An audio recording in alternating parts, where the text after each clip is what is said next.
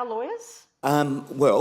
Tracy, I'd just like to say from my experience of acting in the Essendon supplicants matter, prior to that I acted for former Melbourne coach Dean Bailey.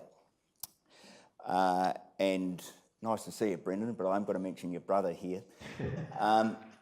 Dean was the Melbourne coach, and he and assistant coach Chris Conley and Brendan's brother Cameron, the CEO, were charged with bringing the game into disrepute and also basically tampering with the draft. Basically, at the end of the day is that the AFL proceeded with these odd, as I said, charges of bringing the game into disrepute. They proceeded against Chris Conley and also my client Dean Bailey, something which I feel quite strong about because a year later is that Dean died of cancer. But in relation to Brendan's brother Cameron, is that the charges were not proceeded with. The basis for that was the following. Cameron Schwab was the CEO of Melbourne. He was also on the board of the Bentley Club, which was the licensed club that had the poker machines. That basically underpinned the financial viability back then of the Melbourne Football Club. The Victorian gaming laws say that if a director of a community club such as that, or licensed club, is charged with any offence, is that they would lose their licence. The effect of that would be that the Melbourne Football Club could have lost its licence.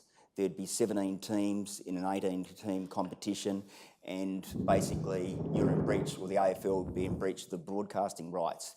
You've basically got 17 clubs. The broadcasting rights, in terms of the AFL, underpin the whole competition. And that was the reason why the charges were not proceeded before against Cameron Schwab. Now, you know, I really just can't see how. And then after that is that my client at the time, Dean Bailey and Chris Conley, they were small guys, they were charged, they were rubbed out for a year or so. The other issue too is that, which Brendan you mentioned, is that I'm a little bit more cynical in the AFL competition. We've had quite a bit of dealings with the AFLPA. I cannot see, to be honest, how the AFLPA can honestly, and for that matter the AFL Coaches Association, honestly protect their members' rights and issues, because the AFLPA and the AFL Coaches Association are totally funded by the AFL. They're basically the 19th and 20th licences in the competition.